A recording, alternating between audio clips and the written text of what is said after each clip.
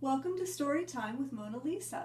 I've chosen a special book to share with you today, so get comfy and we'll spend some time reading together. Today's book is called The Art Collector by Jan Wall, illustrated by Rosalind Bonnet. The Art Collector.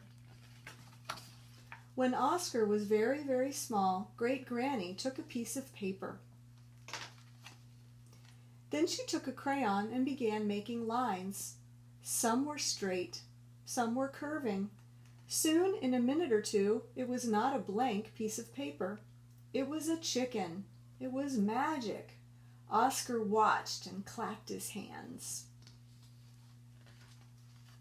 "Can I do it?" he asked. "You can try," said Great Granny, and she handed him the crayon. Oscar made many lines, short and long, on another piece of paper. The crayon slid, swirled, and danced. What he made was not a chicken. In fact, it didn't look like anything. Oscar frowned, and he crumpled it up. Great Granny handed him a sheet of black paper and a stick of white chalk. "Try again," she said. The stick of chalk hopped all over the sheet of black paper. Oscar was about to tear it up. "I still don't have a chicken," he grumbled. Great Granny looked carefully with her good eye. Then she put on her glasses and held the paper this way and that way. "You've made a very fine picture of a snowstorm on a very dark night." Ma and Pa framed it and hung it for visitors to admire. They also framed Great Granny's red chicken. Some people preferred the snow scene. Many liked both.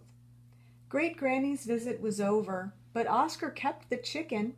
He thought her drawing was better than his, and he liked looking at it. Oscar liked to go with his parents to Sunday shows where artists sold pictures.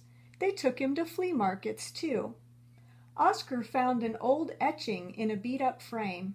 It was a stream with a building and a water wheel. Oscar heard the sound of water turning the wheel.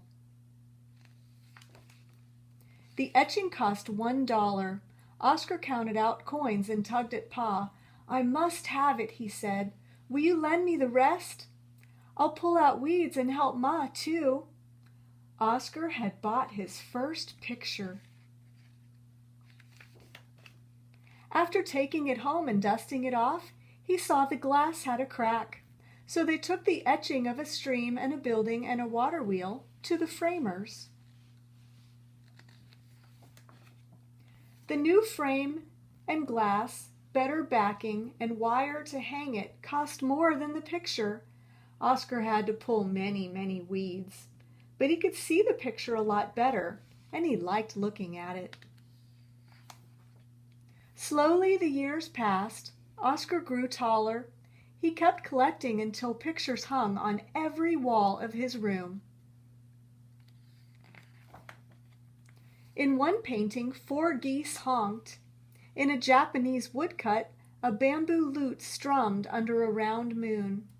In one drawing, leaves whistled in the wild, wild wind.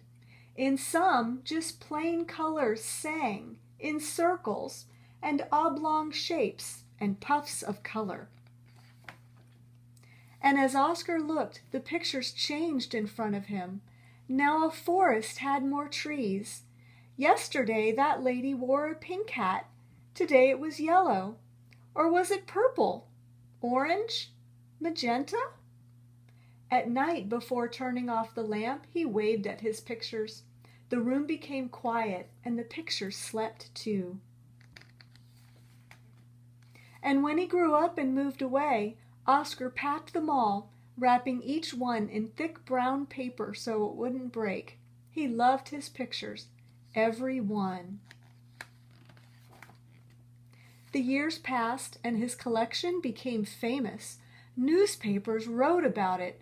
Oscar's collection grew and grew and grew until a museum had to be built to hold it. Oscar kept one picture for himself, and he loved looking at it. The end. I hope you enjoyed today's book. Maybe it will inspire the artist inside of you. Hope to see you next time for Story Time with Mona Lisa.